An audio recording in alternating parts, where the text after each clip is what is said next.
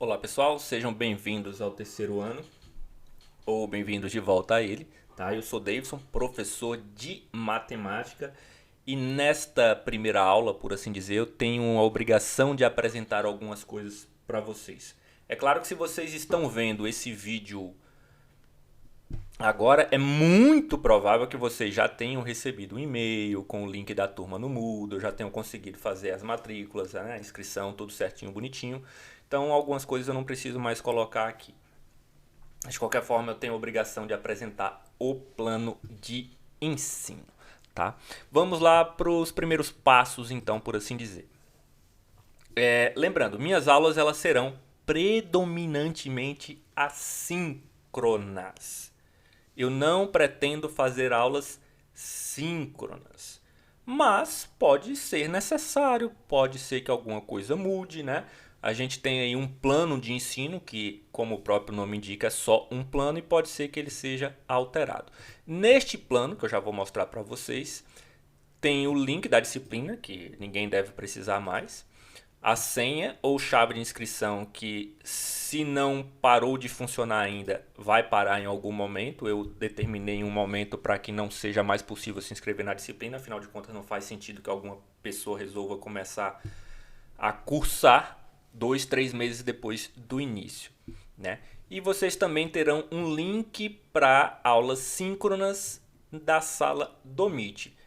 Como eu disse, pode ser que venha a ser necessário. Então, para ninguém ficar, onde é que eu consigo acessar a sala, como é que faço para entrar, para assistir a aula síncrona, vai ser sempre o mesmo link, tá? Caso seja necessário.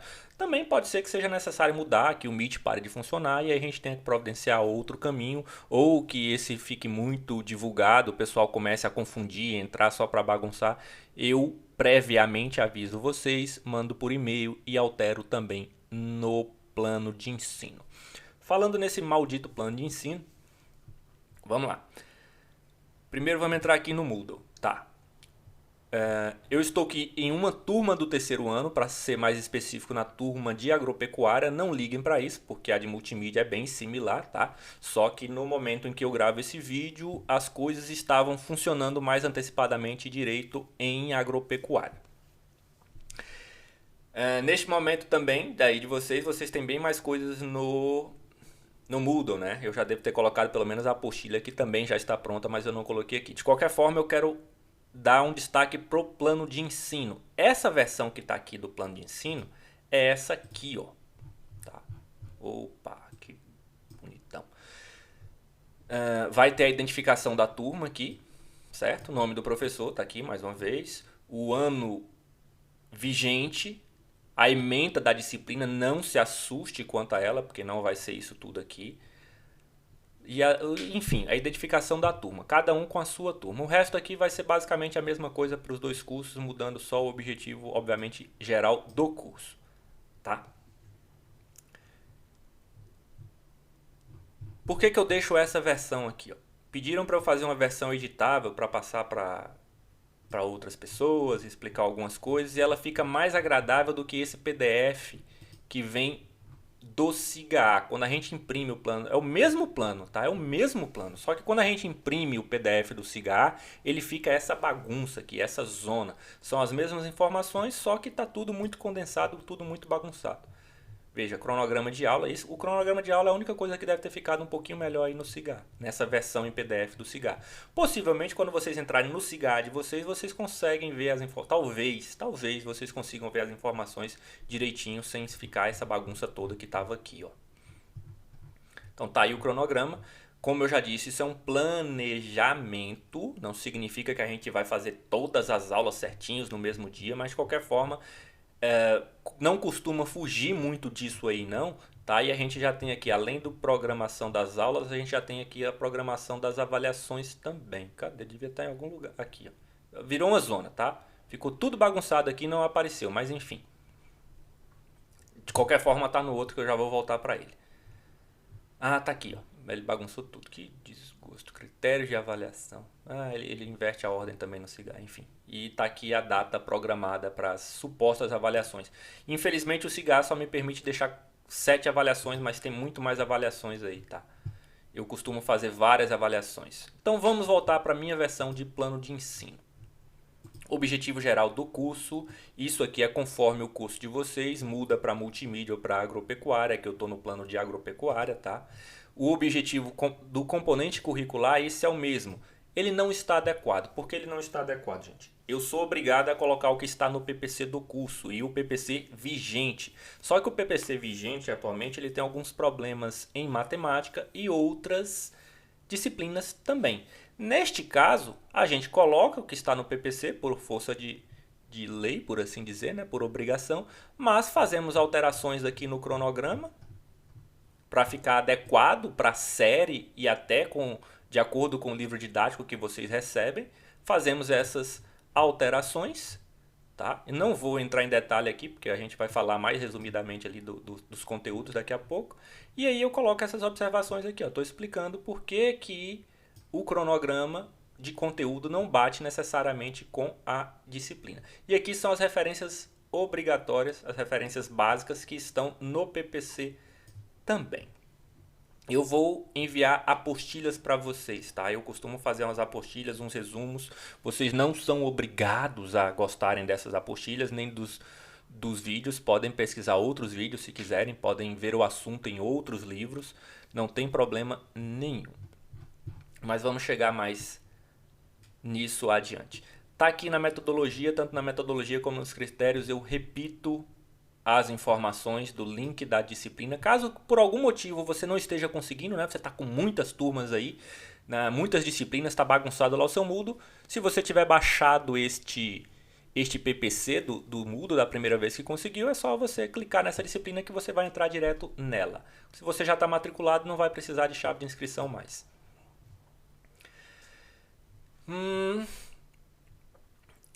É importante vocês lembrarem que mais do que 25% de ausência reprova vocês automaticamente na disciplina, tá? Se vocês tiverem mais do que 25% de ausência global, vocês estão automaticamente reprovados no curso, no terceiro ano todinho. E como é que nós vamos fazer esta frequência? As minhas frequências serão feitas de acordo com as atividades, tá? Eu não vou ficar, a princípio, isso depende inclusive da turma, do comportamento, do que vai acontecer e até o que eu combinar com vocês. A princípio, eu vou dar aulas assíncronas e a frequência da semana será computada de acordo com a resolução das atividades que estiverem lá no Moodle.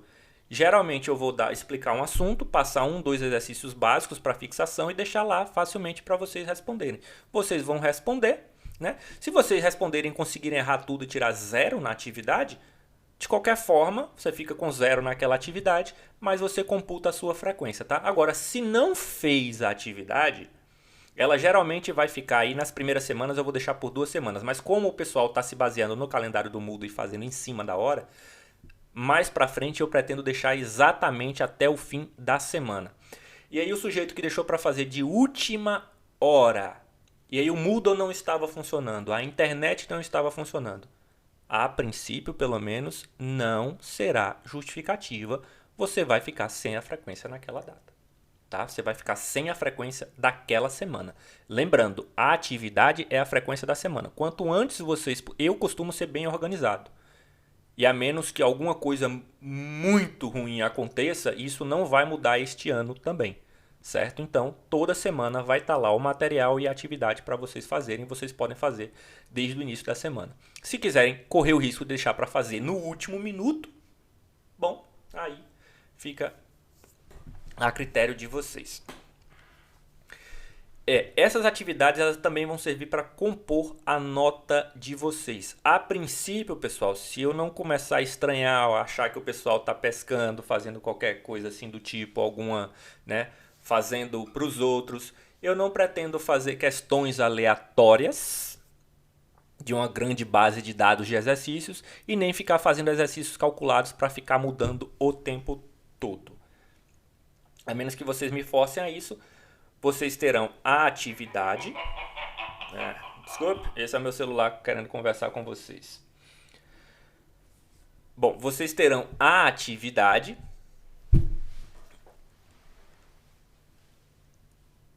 durante as semanas e também terão algumas avaliações aí durante o trimestre. As avaliações, elas poderão valer mais, tá?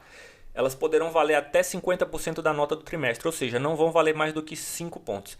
Não se apeguem à pontuação que aparecer no Moodle. Por quê? Porque a gente pode acabar tendo que modificar a programação, o planejamento, e aí o Moodle não vai me dar muito essa. Alguém já vai ter tirado o print, vai ter olhado, não vai me dar muito essa informação.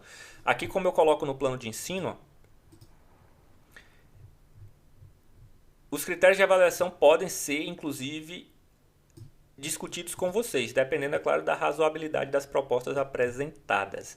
Então, a quantidade de exercícios, a quantidade de avaliações, tudo isso vai mudar. Se por algum motivo não for possível, eu ainda assim sou obrigado a fazer pelo menos 2 avaliações para cada nota, tá?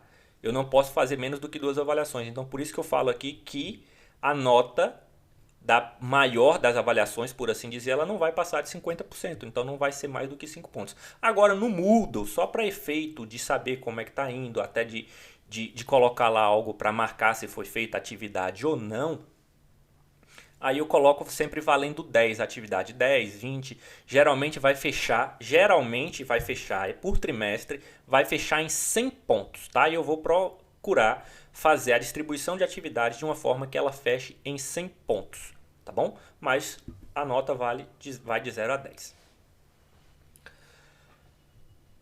Bem, eu também sou obrigado a fazer recuperações paralelas com vocês. Essas recuperações paralelas qualitativas que me obrigam a escrever no plano de ensino, elas são revisões, são correções, são horários de atendimento este que estão aqui pré-definidos para o horário da aula, já que a gente não está tendo aula presencial, e aí a gente pode então fazer neste horário. Professor, eu trabalho à tarde, então a gente combina um horário de manhã, né? Quando for necessário, eu faço uma aula para quem estiver precisando, uma reunião no Meet, por exemplo, para a gente tirar algumas dúvidas. Ou à noite também. Mas a princípio, como eu tenho que deixar algo que eu sou obrigado a estar disponível nesses horários para vocês, vai ser no horário da aula, que é inclusive uma sugestão que estamos tendo aí. Voltando aqui na recuperação quantitativa agora, recuperação paralela quantitativa, com exceção do último trimestre, que já tem o exame final, em todo trimestre a gente faz uma recuperação também. Caso você não consiga a média 7, aí a gente pode fazer uma recuperação paralela e a sua nota vai ser computada do quê? Com a nota que você tirou, né, a média que você tinha tirado, com peso 6, mais a nota que você tirar na recuperação paralela multiplicada pelo peso 4. Quando a gente faz essa conta aí, você tem a sua nova nota. Pode ser, e muitas vezes acontece, que a nota acabe até baixando. Não se preocupe que você vai acabar ficando com a maior delas, tá? Se você tirar uma média e conseguir piorar na recuperação paralela, você ainda fica com a maior delas. Isso aqui não é muito interessante para quem precisa de média 7. Agora, no exame final, o que é o exame final? Chegou lá no ano, você também vai ter uma média, né? O que você tirou em cada trimestre, soma as 3, divide por 3 e você tem a média anual. Essa média anual vai ter um peso 6 e a nota que você tirar no exame vai ter peso 4. Quando a gente faz essa conta, sua nota vai ter que ser maior do que 5. Isso aqui na prática torna essa média que a gente fala que é 7, na verdade torna a média 5. Então a média mesmo para passar é 5. Se você tirar 5, 5, 5 e tirar 5 no exame, você está aprovado. Então a média de fato é 5. Agora, para quem não precisa de exame, a média acaba sendo 7, tá? O bonitão aí, acho que ninguém vai ter a ideia ridícula e absurda de querer tirar 5, 5, 5 esperando tirar 5 também no exame, né? Até porque o conteúdo da prova do exame é todo o conteúdo do ano. Bem, pessoal, apresentado aí o plano de ensino, eu acho que isso é uma perda de tempo absurda, mas como eu já disse, eu sou obrigado a fazer, tá? Bom, vamos lá. Em relação ao terceiro ano, eu imagino que vocês devam ter estranhado, devam ter achado o segundo ano mais chato, né? Talvez até tenham gostado porque tenha sido assíncrono, parece que as coisas ficaram mais fáceis, mas enfim. Pelo menos em sala de aula, o normal seria achar o conteúdo do segundo ano mais chato, aquele conteúdo de matrizes, algumas lá de algumas coisas específicas de geometria que muitos acabam não gostando, né? Sistemas lineares. aquilo é muito chato, tanto para vocês, eu imagino, quanto para o professor da aula. Bom, e o terceiro ano? Ele é chato, muito chato, chato demais. Ele continua um tédio, sinceramente. Particularmente, eu acho melhor do que o segundo ano, mas infelizmente parece que os alunos não estão gostando. Então, não é só uma mudança de professor, não é o professor que piorou apenas, não, tá? É que o assunto realmente é chato. Às vezes a pessoa vem ali do primeiro ano, aí troca de professor e acha que o professor do segundo ano é horrível. Não, o assunto do segundo ano é ruim, o assunto do terceiro ano é ruim. Se você não gostar do professor, ele se torna pior ainda. Mas para mim, o assunto do terceiro ano não era tão ruim, com exceção de geometria analítica, que é realmente um pé no saco para vocês e para dar aula. Geometria analítica é o assunto mais aplicado aí do terceiro ano. Mas, sinceramente, ele é chato. Para aprender, para assistir a aula e para dar aula desse negócio, é chato. Agora, não é porque é chato que ele não é importante, não. É pelo contrário. Essa é uma geometria maravilhosa. Ela é extremamente aplicada e importante. Se vocês vão aprender, aí já são outros 500. Mas não tem como negar que este assunto aqui é extremamente aplicado. Principalmente porque, de certa forma, a geometria analítica permite que nós programemos a geometria euclidiana comum que vocês têm, a geometria plana, né? Não só a plana, mas geralmente é que a gente acaba se restringindo à geometria plana no ensino médio. Bom, é chato, mas é extremamente importante. Depois, eu não acho ruim dar aula de números complexos, nem de polinômios e equações polinomiais. Na verdade, eu gosto muito, só que os alunos não costumam gostar muito. Principalmente este aqui, ó. Apesar de dizer, tem aplicações com a física, cara, são muito restritas. A gente não vai ver isso aqui na realidade quase nunca. Nem geometria analítica. Mas, enfim, vai ser muito difícil vocês verem isso e aplicarem isso de fato em algum lugar. Então acaba ficando restrito ao que vocês veem no ensino médio e a resolução de alguns concursos, vestibulares ou Enem, tá? Então, números complexos principalmente. Não acho que seja um assunto difícil, mas muitos não gostam e não veem aplicação nenhuma neles. Aí quando chega na parte de números complexos, na forma trigonométrica, aí sim que vira um caos. Mas até lá eu acho até que dá para se divertir com ele. Pelo menos para ensinar não é tão chato quanto aquele assunto do segundo ano. Mas de qualquer forma os alunos não gostam. Polinômios. Polinômios e equações polinomiais. Primeiro a gente é apresentado aos polinômios e depois... Lembrando que está tudo isso descrito lá no plano de ensino, tá? Não vai bater perfeitamente as datas, porque algumas alterações serão feitas, principalmente agora que o formato é remoto e a gente vai ter que se adaptar pela primeira vez a isso. Mas enfim, está tudo descrito lá no plano de ensino, aula por aula. A gente primeiro é apresentado ao conceito de polinômios e depois nós vamos trabalhar isso mais efetivamente em equações polinomiais. Vocês já viram polinômios, vocês já viram função do primeiro grau, por exemplo, vocês já viram função do segundo grau. Infelizmente, ou felizmente, a gente se restringe na prática a essas duas. Só que se você começa a aumentar o grau, você tem o conceito de polinômios. Então, na prática aqui, embora a gente vá ter muitos exemplos de primeiro e segundo grau, na prática o polinômio nada mais é do que uma função do terceiro, quarto, quinto grau e assim por diante. Mais uma vez, os alunos não gostam muito, embora seja um assunto extremamente importante. E aqui nós aprendemos algumas coisas que facilitam o trabalho com polinômios. Mas como eu disse, como é algo muito específico, acaba sendo só um assunto que vocês veem ali no terceiro ano e na maioria dos casos não usam na vida e acabam achando o terceiro ano muito chato. E pelo visto é mesmo. A boa notícia é que talvez eu não seja o professor de vocês no próximo ano, talvez eu não esteja nem vivo, mas a boa notícia é que o quarto ano, acredito eu, que volta tudo a ser legal. A gente trabalha com estatística, matemática financeira, probabilidade. É uma beleza, e análise combinatória. Vocês podem até não se dar bem, mas o assunto é maravilhoso. Enfim, para a apresentação obrigatória do plano de ensino, eu creio que esteja satisfatório. Ficamos por aqui e até a próxima aula.